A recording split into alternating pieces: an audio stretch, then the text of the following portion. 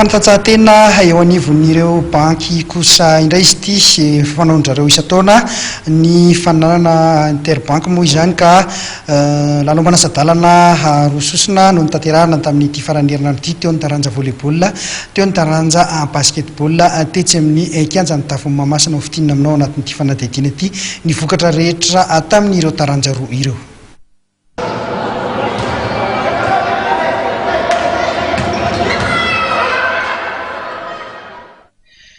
Notanterahana tetsy amin'ny kianja amin'ny Tafomba Mahamasina tamin'ity faran'ny herinandro ity ny lalao manasadalana teo amin'ny taranja volleyball sy ny taranja basketball ho an'ireo fananana eo anivon'ireo samy banky eto Madagasikara.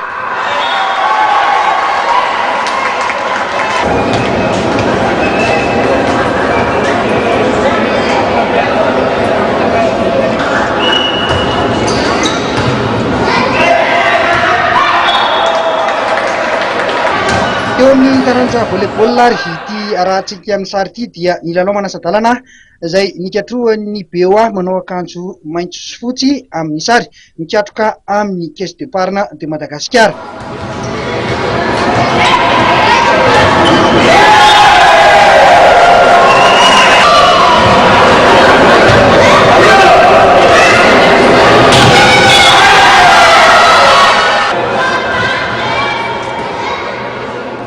Zareo avy eo amin'ny BOA teto no nivoaka nandresy tamin'ny seta 3-0, 5-20, 5-20, 7-20, 2-20, 5-20, 5-20.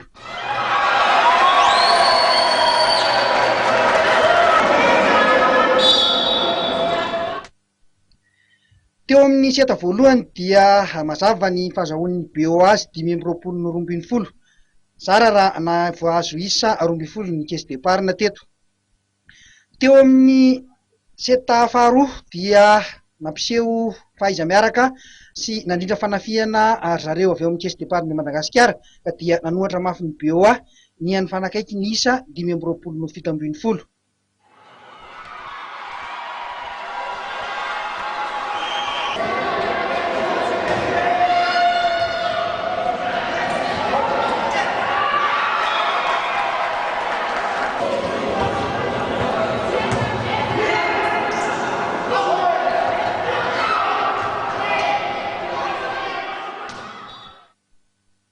Nitsompadika mihitsy ny rasa teo amin'ny seta fahatelo satria dia zareo Caisse d'Épargne indray no nahazo ny seta fahatelo 5-20, 2-20.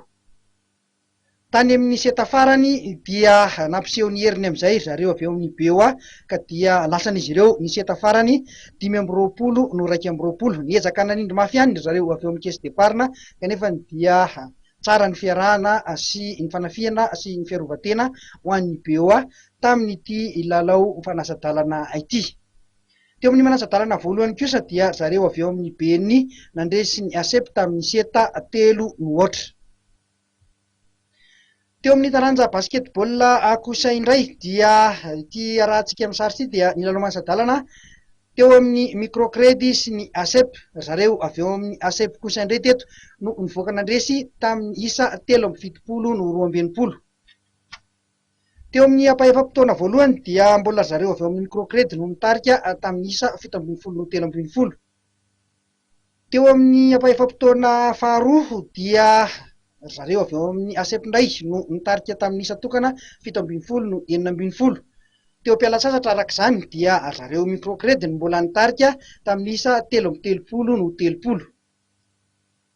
Teo amin'ny apaefam-potoana fahatelo dia nitaky ny havizanana ho an'ny microcrédit ka haindry zareo avy eo amin'ny ASEP no nanaraotra izany ka zareo indray nitarika ny isa teny amin'ny solaitrabe 17 no 19 nahazahoan'ny isa teo amin'io apaefam-potoana fahatelo io. Tany amin'ny apaefam-potoana fahaefatra farany dia nanjakany zareo avy eo amin'ny ASEP tanteraka ny lalao satria dia nitoko 20 izy ireo raha 13 monja sisa ny matin'ny microcrédit. Hatrany amin'ny fotoana farany zany dia nanjaka ry zareo avy eo amin'ny ASEP ka dia izy no nivoaka nandresy hiatrika ny lalao famaranana ho an'ny taranja basketball izay. Teo amin'ny manasadalana faharoa kosa indray dia ny ABM no mikatroka tamin'ny BNI ka ny ABM no nivoaka nandresy tamin'ny isa 170 no 7-20. Raha nambaran'ny mpikarakara dia tratra ny tanjona ao anatin'ity faninanana ho an'ny interbank ity. Ny tanjona amin'ny fananana ny interbank zany dia fampiraisana ny mpiasa amin'ny banque sy institution financière eto Antananarivo ary koa raha nisy avy any amin'ny faritra antsoin'ny mpikambana tsirairay manampy ny isoerana eto, zany hoe ny firaisan-kina sy ny fifanahina eo amin'ny sehatry ny fiaraha-miasa sy anisan'ny hoe fialamboly koa zany ny orinasa izay atao isaky ny faran'ny Reo mpiasa ve ny tena mandray anjara amin'ilay sa misy olona hafa ivelany manao mandray anjara amin'ilay faninanana? Tena mpiasa mihitsy no mandray anjara fa tsy afaka mampiditra olona hafa ankoatran'izay zany zay hatramin'izao. Raha atao mijery todika tamin'ireo andiany rehetra lasa, nanahoana ny atao hoe dingana vita raha ho avy izay faninanana eo anivon'ny interbank zay? Fa dingana vita zany dia maromaro ihany satria ny mandray anjara zany dia mitombo foana ary ihany koa reo ny tarantsy faninanana dia ezahanay ho ampitomboana foana isan-taona.